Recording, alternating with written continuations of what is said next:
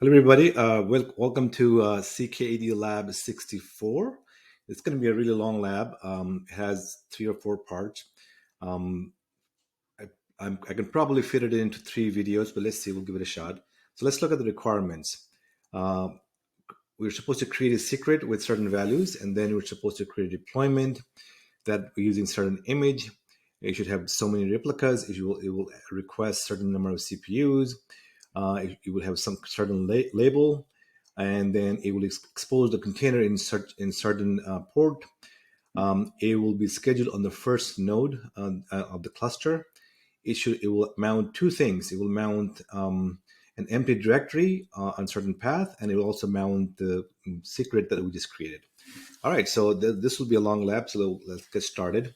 The first we're going to do is we're going to get a deployment YAML from Kubernetes website, which we're allowed to do during the exam. So let's do deployment. And here's one. Let's grab that. And then we will use a different tab to get that going. So BIA.YAML,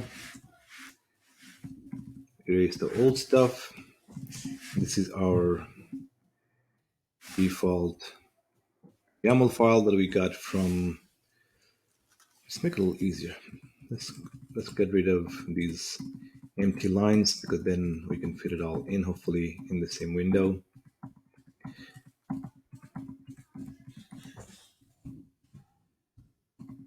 Actually, we're supposed to create a secret first. Let's do that, get that done. So K, create secret -8, so we can get examples. All right, secret has different types. I have to give it a type, generic in this case. And we will take this from literal. Yeah, we will take that as our starting point. So now we're going to do name will be CM1, and the value would be, the key value would be like that. So now if we do K get secret, we will see that, oh, I gave it the wrong name. Let's create another one. This time we will create CM1. CM1. All right, now let's look at it again. And we have our secret.